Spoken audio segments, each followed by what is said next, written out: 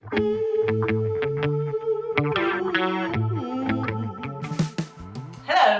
Hi. We've been away for a few weeks. There's no getting away from it. So it's really good to be here again. And I guess we're going to talk about what's front of mind for us at the moment. Conversation on the red sofa. And I think it has to be moving house. It's got to be. You're top of the list. You may detect that there is a different view behind the red sofa. It's still the same red sofa. But the red sofa has moved. Look at that beautiful view. Yes. It is a beautiful view. We're in a beautiful place. So I'm going to tell a little bit of the story of Kevin and I. We lived in an amazing part of the Cotswolds, and we ran retreats from our home. But we had 85 acres of fences that broke, and water troughs that leaked, and drives that washed away whenever there was heavy rain, and some lovely tenants, but loos would break and things. That when we were back from a gig, we were exhausted, and somebody would turn up and say, "Tractor's got a flat tire." So we reached a point of actually this has got to stop. So we made a decision, put our house on the market. Thought it could be 2 years because houses can take a long time to sell, and we started doing the Facebook right move thing. And we would spend our evenings sitting, relaxing, but just going, not that one, not that one, not that one, not that one. And we reached a point where I felt God say to me, "Stop it. I've got you. I know what you're looking for. I've got you." And that was pretty extraordinary to hear, because such a mundane thing, really, moving house. But I stopped doing the right move thing, and we just stopped looking at Rightmove.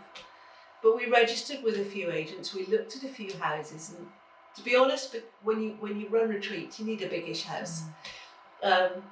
And everywhere we looked at felt a bit like tight shoes. And we looked at some nice houses, but they all felt like tight shoes. And so then we just registered with a few agents and left it to God. And within a week, we had a phone call from an agent saying, "Oh, you're on our list. Got a house that's coming on the market that might just be what you're looking for. Can I send you some photos?" And I said, "Yeah, that'd be fine." He said, "Look, I haven't got any proper details for it yet, but I've got some photos and it will give you an idea." So he emailed these photos across, and while I'm still talking to him on the phone, Kevin and I are poring over them. And we went, "Actually, this looks quite good." And I said, "Can we come and see it?" And he said, "Yeah, how about Monday morning?" So Monday morning, we came here, walked through the front door and went, "This is it then." This is it. And walked around the garden and went, "This is definitely it then." Kevin said, "He's thinking what I'm thinking." I said, "I think I am." And we made an offer then and there. Really loved the previous owners. And we said, "Look, ours isn't even on the market yet. It's going on the market next Thursday. So goodness knows what's going to happen, but we would really love to buy your house. We just hope you can be a bit patient with us." And they said, "That's all right, we haven't started looking yet, so that's fine." Handy.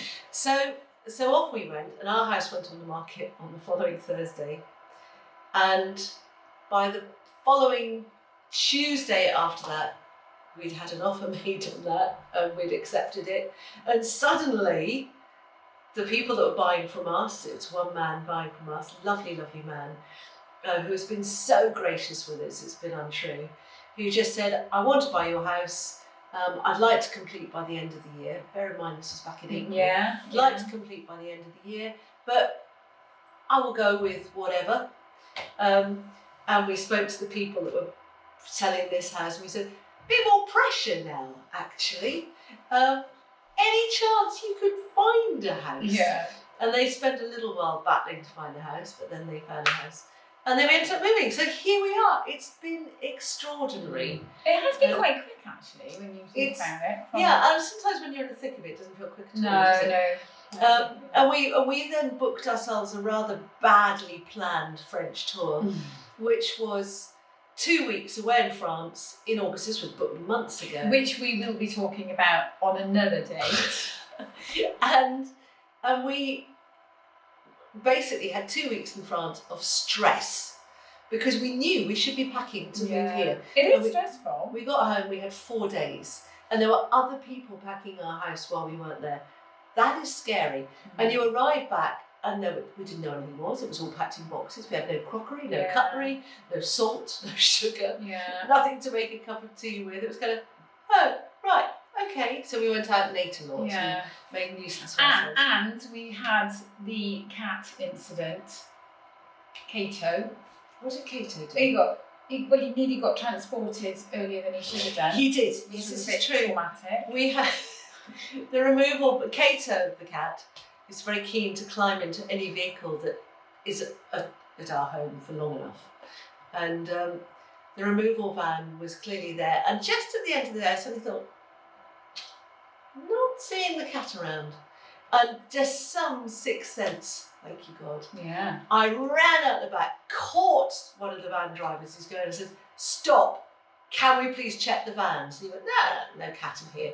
And as he said, no cat in here, we could hear Katie go, let me out! And he's not a small cat. No, he's not a he small can cat. project, actually. He can really project. So yeah, Kato nearly moved a little earlier. That would have been quite traumatic. That would have been very traumatic, yes.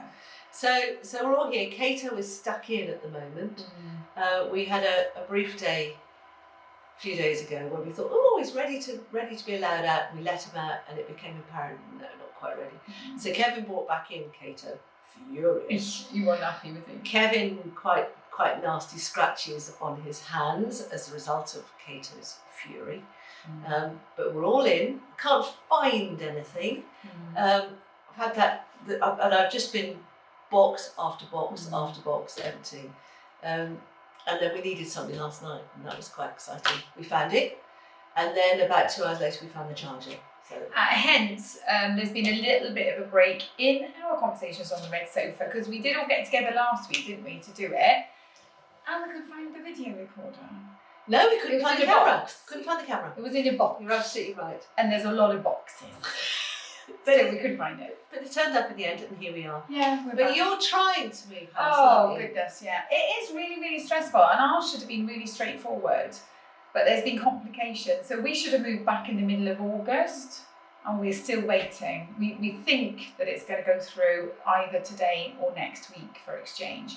But we were ready to go, everything off the wall, and they weren't in boxes, but it is like living in a warehouse at the moment, and we've been like that for 4 or 5 weeks now. You get quite tired of it. I can't live like that. Yeah. You just feel like your life is on hold, and yeah. I don't like it. I want to feel settled, but the good news is hopefully it should be going ahead now. So. It's actually quite funny, because before we moved here, Kevin said, please don't get how you get. Now, how I get is that I can't stop. When there are boxes to be unpacked, I'm just unpacking non-stop. And I do wear myself out. The trouble is I wear poor Kevin out as well. And all your visitors as well, actually, because they get a box to unpack. So yes, if anyone's visiting, get unpacking. Yeah. And Sharon from the band very kindly turned up last Saturday, and she said, "Is there anything I can do?" I'm, yeah. Sharon, that was a really silly question. So she alphabetised. I know, I'm impressed Books with and that. videos, she's a star. Yeah. And she said, I like organising other people's stuff, so that's fine by me. Yeah, you can come again. Thank you, Sharon. But it is quite stressful. Are you feeling settled now? Yeah. A little bit more? Yeah, no, very. Yeah. I mean, it is beautiful. It's absolutely stunning. The views, I didn't think you could beat your last place for the views. No, nor did I. This does. But God's quite good at this. Yeah, I know. He's quite good at this. I know. And you said all along, didn't you, that you just had a feeling that everything was going to be okay. Yeah, and it was. And it has been. It was, yeah. Apart from the cat absolutely. incident. Apart from the cat incident. And that could have been a lot worse. Could have been a lot worse. Yeah, it could. Could have been a lot worse. So, yeah, cats and movies. See, I've got a cat. The dogs are fine. They just go with anything, don't they? Especially my dogs. They're like, oh, it's all new anyway to them. Yeah, they could have been there 5 minutes earlier and they've forgotten it. But the cats are different, and I've never moved with a cat before. So if there's anybody with some advice about moving cats, obviously don't let them out too early, is one thing. Then please let me know. I've already started giving her meals in her cat carrier so that she doesn't get traumatised. Oh. So the cat carrier is a nice place. Yeah, and is there any truth in the butter on paws thing? Yeah. I want to know.